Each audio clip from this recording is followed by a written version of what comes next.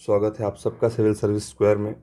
मेरा नाम है अवनीश विनोदानंद पाठक और आज हम आपके लिए लेके आए हैं एक बार फिर से मॉडर्न हिस्ट्री रिवीजन के क्रम में तीसरा चैप्टर। और ये चैप्टर होगा कि अभी तक आपने देखा है कि जो इंग्लिश इंडिया कंपनी है, इंग्लिश ईस्ट इंडिया कंपनी और फ्रेंच ईस्ट इंडिया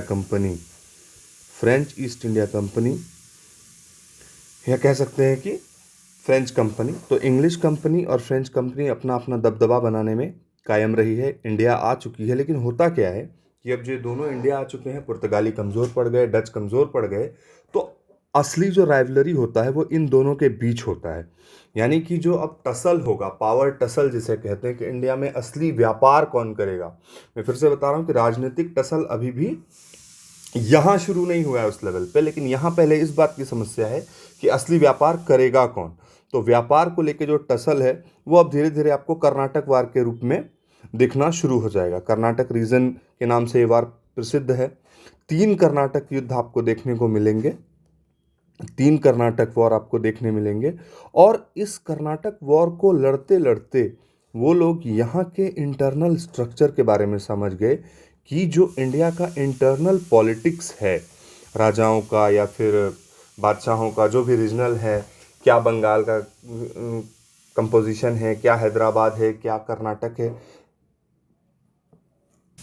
तो जो रीजनल कंपोजिशन है कि क्या रीजनल कंपोजिशन है, बंगाल का ले लीजिए या फिर आप कह लीजिए कि कर्नाटक, हैदराबाद, ये इस कर्नाटक युद्ध से ना धीरे धीरे फ्रेंच को भी और सबसे इंपॉर्टेंटली इंग्लिश यानी ब्रिटिश पीपल को भी ये समझ में आने लगा था कि यहाँ किस तरह से राइवलरी मची हुई है और कैसे इसमें अंदर जाके हम धीरे धीरे इसको तोड़ सकते हैं। दोस्तों, इस चैप्टर के बाद हम लेटर मुगल्स पढ़ेंगे, यानी कि जो उत्तर मुगल काल के शासक थे। वो सिर्फ इसलिए कि हम देखेंगे कि औरंगजेब की मृत्यु के बाद, कह सकते हैं औरंगजेब की मृत्यु के बाद ही धीरे धीरे करके बहुत ही कमजोर शासक आना शुरू हो गए थे मुगल काल में, जो कि प्रभावशाली बिल्कुल नहीं थे, या तो वो बिल्कुल छोड़ दिया था जिन्होंने सत्ता को, जिन्हें कोई ध्यान नहीं था। तो धीरे धीरे क्या होगा कि जैसे मान लीजिए ये मुगल सल्तनत के हिसाब से उनकी टेरिटरी है, जिसके अंदर बहुत सारे अलग अलग राज्य को इन्होंने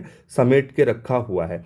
बाद में क्या होगा, धीरे धीरे इससे डिसइंटीग्रेट होके बंगाल अलग निकल जाएगा, हैदराबाद अलग निकल जाएगा, अवध अलग निकल जाएगा। तो ये जो डिसइंटीग्रेशन है ना, इसकी भनक उन्हें कर्नाटक युद्ध में ही लग गई थी कि अच्छा, भारत का ये कंपोजिशन है, ऐसे ऐसे लोग यहाँ पर राज करते हैं और ये यहाँ की प्रॉब्लम है। तो इसको समझने के लिए ना कर्नाटक युद्ध हमें पढ़ना होगा और हम देखना होगा कि किस तरह से कर्नाटक युद्ध थोड़ा थोड़ा करके निर्णायक साबित हो गया, ये समझने में अंग्रेजों को कि अच्छा, भारत का कंपोजिशन ये है, इसको ऐसे तोड़ा जाता है। इसके पहले दोस्तों मैं आपको बता दूं कि ये जो हम सीरीज लेके आए हैं, ये एक बुक आती है जिसमें बहुत अच्छे से फैक्ट कंपाइल करके दिया जाता है, वो है लूसेंट।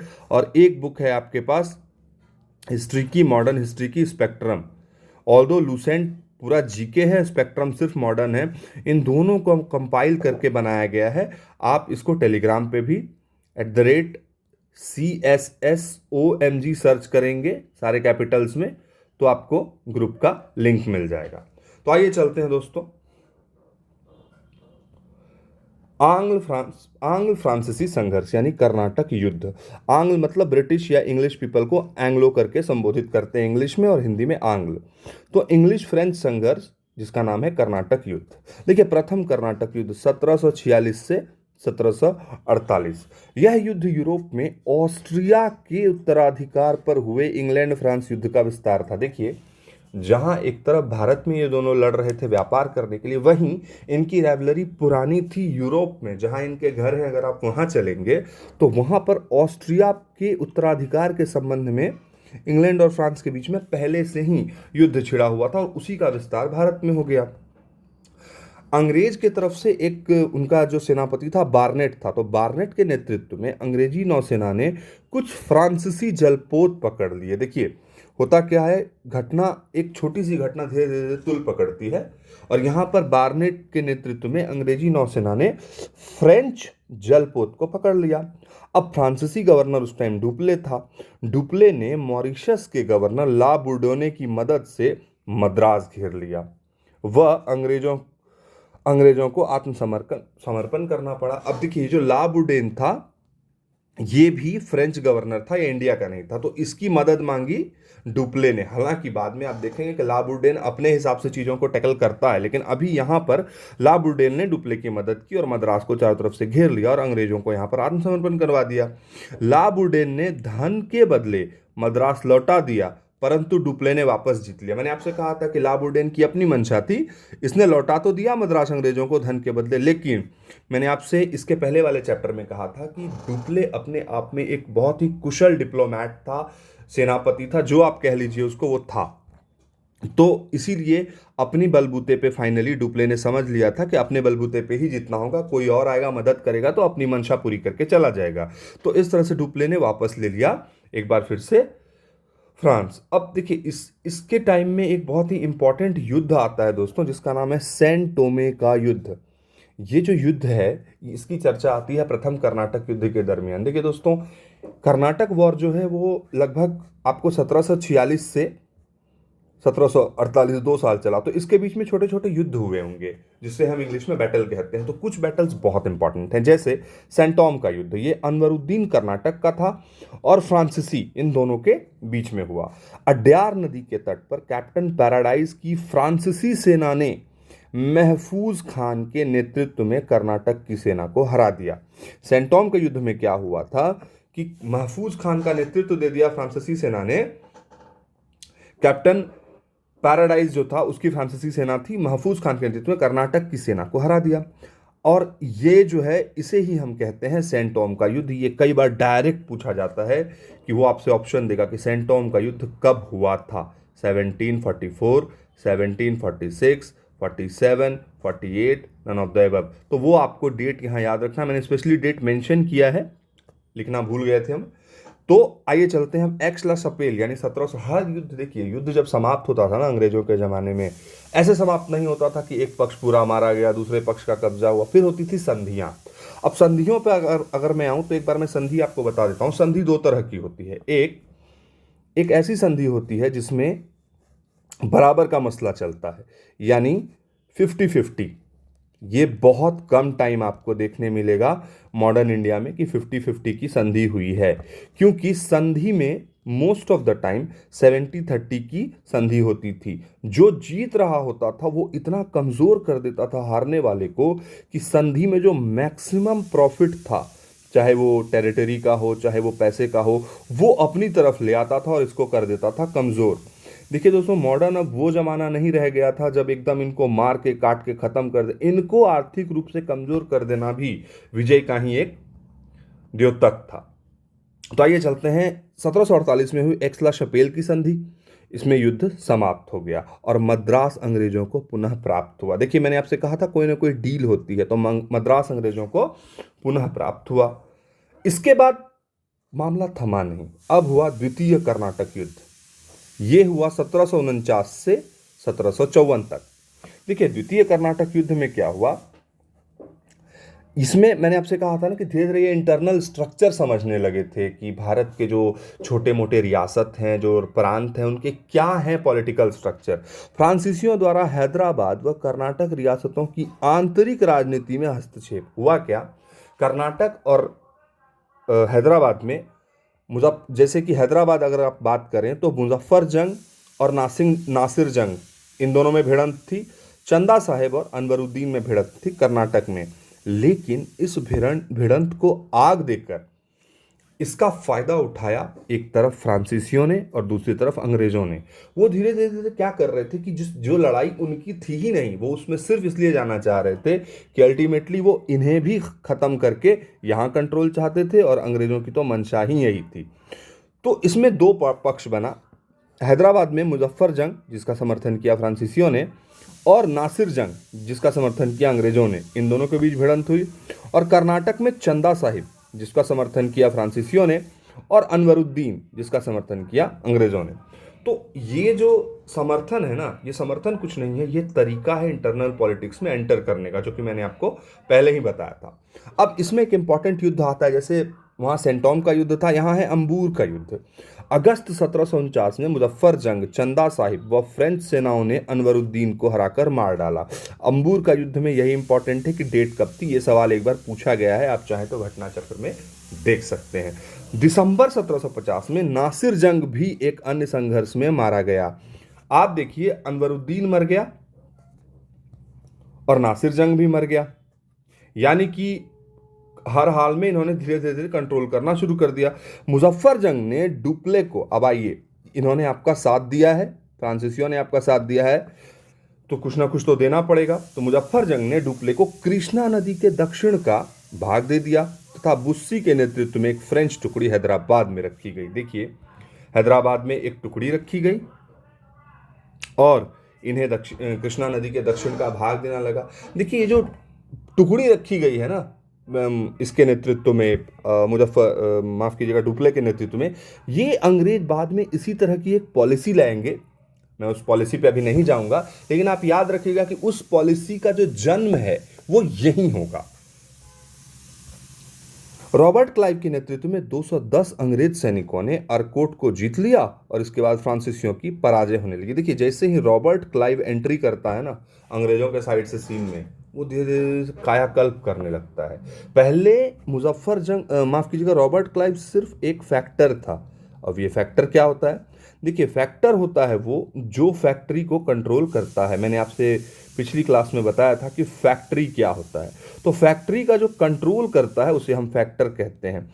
तो मामूली सा एक फैक्टर था रॉबर्ट क्लाइव, लेकिन अपने स्मार्टनेस और अपने जो है नेतृत्व कुशलता के कारण यह धीरे धीरे धीरे धीरे धीरे धीरे धीरे बहुत ऊपर पद पर चला गया। तो रॉबर्ट क्लाइव के नेतृत्व में 210 अंग्रेजी सैनिकों ने अरकोट जीत लिया और इसके बाद फ्रांसीसियों की पराजय होने लगी। डुप्ले को वापस बुलाकर, डुप्ले को अब वहां से बुला लिया गया वापस, क्योंकि तुम हार रहे हो, तुम्हें हराया जा रहा है। और मैंने आपसे पहले भी बताया था कि फ्रेंच ईस्ट इंडिया कंपनी जो थी वो गवर्नमेंट कंट्रोल थी, तो उनके गवर्नमेंट को लगा कि डुप्ले नहीं है स्मार्ट, तो उन्होंने गोडेहो को गवर्नर बना दिया तथा 1755 ईस्वी में गोडुहो ने समझौता कर लिया। तो 1755 ईस्वी में गोडेहो ने समझौता कर लिया। तो इस तरह से खत्म हो गया द्वितीय कर्नाटक युद्ध। अब आते हैं तृतीय कर्नाटक युद्ध, जो 1758 से 1763 तक चला था। एक्चुअली ये जो सप्तवर्षीय युद्ध जो वहां चल रहा था 1756 से 63, ये कनाडा पर अधिकार को लेकर था, ये उसी का भाग था और उसी के कारण ये युद्ध छिड़ा था। अब देखिए, एक सबसे इंपॉर्टेंट युद्ध आता है वॉन्डी वॉश का युद्ध। जी हाँ, वॉन्डी वॉश का युद्ध, ये 22 जनवरी 1760, आप एकदम लिख लेंगे, क्योंकि ये जो 1760 है ना, ये इंपॉर्टेंट इसलिए हो जाता है, मैं आपको आगे पढ़ाऊंगा, क्योंकि इससे पहले आएगा 1757, और 1757 मतलब बैटल ऑफ प्लासी। और प्लासी का बैटल ये बंगाल से रिलेटेड होगा, लेकिन प्लासी के बैटल के आसपास होने के कारण इसकी महत्व बढ़ जाती है। हालांकि इन दोनों बैटल का एरिया अलग था, लेकिन ये दोनों आसपास के तारीख के बैटल हैं, तो एक दूसरे को काफी इफेक्ट करते हैं। ये अगले चैप्टर्स में हम देखेंगे। 22 जनवरी 1760 को वॉन्डी वॉश का युद्ध हुआ। एक तरफ अंग्रेज थे और दूसरी तरफ फ्रांसीसी थे। चल तो यही रहा है अभी तक, क्योंकि कर्नाटक का युद्ध एक ऐसा युद्ध था जिसमें हु इज द बॉस वाली फीलिंग थी, या तो इंग्लिश या फ्रेंच। अब सेनापति जो है आयरकूट थे अंग्रेज की तरफ से, और फ्रांसीसी की तरफ थे लाली और बुस्सी। ये सारे नाम मैंने आपको पहले पढ़ा दिए हैं, अगर आप जाएंगे पुराने चैप्टर्स देखेंगे तो आपको वहां इनके नाम मिलेंगे। और यहां अंग्रेज जीत गए और भारत से फ्रांसीसी चुनौती समाप्त हो गई। देखिए, फ्रांस एक बड़ी चुनौती इसलिए था कि फ्रांस उसी नक्शे कदम पर चल रहा था। जैसे पहले अगर मैं बात करूं कंपनी या फैक्ट्री बनाने की भारत में, तो आप देखेंगे कि पहले अंग्रेज आते हैं सूरत, फिर मसूलीपट्टनम, फिर बंगाल। कुछ फ्रेंच का भी यही पैटर्न है, सूरत, मसूलीपट्टनम, पौंडीचेरी। तो ये जो पैटर्न फॉलो कर रहे थे वो, तो अंग्रेजों को इस बात का डर था कि हैं तो ये भी प्रभुत्व वाले, है तो इनके कंट्रोल में भी बहुत कुछ, कहीं ऐसा ना हो कि ये हमें वैसे ही खदेड़ दें जैसे हमने डचों और पुर्तगालियों को खदेड़ा है। तो 1761 ईस्वी में पौंडीचेरी तक पे अंग्रेजों का कब्जा हो गया। हालांकि बाद में उन्होंने उसे ले लिया था। 1763 ईस्वी में संपन्न पेरिस संधि, अब देखिए एक पेरिस संधि होता है 1763 में, अंग्रेजों ने चंद्रनगर को छोड़ शेष अन्य प्रदेश जो 1749 तक कब्जे में था फ्रांसीसियों को लौटा दिया। अब हो ये रहा था कि फ्रांसीसियों को अंग्रेज लौटा रहे थे अपनी मर्जी से, अब समझौता इनके तरफ से हो रहा था। मेरा वही समझाने का आपको मीनिंग था कि जो समझौता था वो एक्चुअली अब अंग्रेज अपने हिसाब से कर रहे थे। तो 1763 में जो पेरिस की संधि, ये बहुत इंपॉर्टेंट है कि पेरिस की संधि कब हुई थी, तो 1763 में अंग्रेजों ने चंदनगर को छोड़ शेष अन्य प्रदेश जो 1749 तक कब्जे में था फ्रांसीसियों को लौटा दिया। अब देखिए चंद्रनगर जो है वो मद्रास के साइड का इलाका था। आइए अब चलते हैं महत्वपूर्ण कथन। देखिए इसी की मैं चर्चा कर रहा था कि एक ऐसा स्टेटमेंट उठ के आएगा जो आपको ये समझने में मदद करेगा कि आखिर ऐसा क्या था जो फ्रांसीसियों को नहीं मिला और अंग्रेज उसे खोज ले गए। हम दूसरे कथन पे चलते हैं। डुप्ले ने पौंडीचेरी में भारत की चाबी खोजने का निष्फल प्रयत्न किया, क्लाइव ने यह चाबी बंगाल में खोजी तथा प्राप्त की। ये कथन है मैरियट का। देखिए कितनी डीप बात है कि देखिए फ्रांस और इंग्लैंड दोनों को भारत पर कंट्रोल करना था, जिसे यहां पर भारत की चाबी कहा गया है, और पौंडीचेरी में ये चाबी ढूंढ रहे थे अंग्रेज, माफ कीजिएगा फ्रेंच। पौंडीचेरी में कहीं ये चाबी ढूंढ रहे थे अंग्रेज, लेकिन ये चाबी बंगाल में खोजने में सफल हुआ रॉबर्ट क्लाइव। इसीलिए अगले चैप्टर से जब आप डिसइंटीग्रेशन ऑफ मुगल एम्पायर या फिर ये कहें कि पतन और फॉल ऑफ मुगल एम्पायर पढ़ेंगे कि किस तरह से उनके जो लेटर मुगल्स राजा थे कैसे उनके साथ लोग धीरे धीरे जुटना कम कर गए, अलग अलग राज्य बना लिया उनके जो है पावरलेस होने के कारण, तो कैसे इस राज्य का महत्व बढ़ जाएगा। फिर आप बाद में ये देखेंगे कि मॉडर्न हिस्ट्री तक पे, यानी कि मतलब 1905 वगैरह में इसका कितना ज़्यादा प्रभुत्व रहेगा, ये प्रेसिडेंसी भी बन जाएगा और बाद में बहुत सारी ऐसी घटनाएं होंगी जिसमें Bengal will be the king. और अगर एक और स्टेटमेंट पे चले तो स्मिथ ने कहा था, न अकेले तथा न ही मिलकर ही डुप्ले अथवा बुस्सी जल में वरिष्ठ तथा धन में गंगा की घाटी के वित्तीय स्रोतों के स्वामी अंग्रेजों को परास्त कर सकते थे। पौंडीचेरी से आरंभ करके सिकंदर महान तथा नेपोलियन भी बंगाल तथा समुद्री वरिष्ठता प्राप्त शक्ति को परास्त नहीं कर सकते थे। यहाँ पर अब इंग्लिश को लार्जर देन लाइफ दिखा गया है कि ना तो डुप्ले ना ही बुस्सी, जल में भी कंट्रोल होने लगा था इंग्लिश का और धन में तो थे ही, और यहां तक कह दिया गया कि सिकंदर भी अगर पौंडीचेरी से शुरू करके, सिकंदर और नेपोलियन भी पौंडीचेरी से शुरू करके हराने की कोशिश करते इनको अंग्रेजों को, तो नहीं हरा पाते। तो इस पूरे चैप्टर का निष्कर्ष ये निकलता है, अगर मैं निष्कर्ष की बात करूं, इस पूरे चैप्टर का निष्कर्ष ये निकलता है कि हम कर्नाटक का युद्ध क्यों पढ़ते हैं। देखिए कर्नाटक का जो युद्ध है ना, वो बताता है कि आखिरकार भारत पे कौन सी यूरोपीय शक्ति थी। अगर मैं कर्नाटक के युद्ध की बात करूं, तो आखिरकार ये 3 युद्ध हुए। इन तीनों युद्ध में ये पता चल गया कि ऐसी कौन सी ताकत है जो अल्टीमेटली भारत के राजनीति में हस्तक्षेप करेगी सक्रिय रूप से अपने हस्तक्षेप से धीरे धीरे भारत की राजनीति में एंटर करेगी। तो आज के लिए बस इतना ही, मिलते हैं अगले नए चैप्टर के साथ। तब तक के लिए अपना बहुत सारा ख्याल रखिए, रिवाइज कीजिए। जय हिंद, नमस्कार।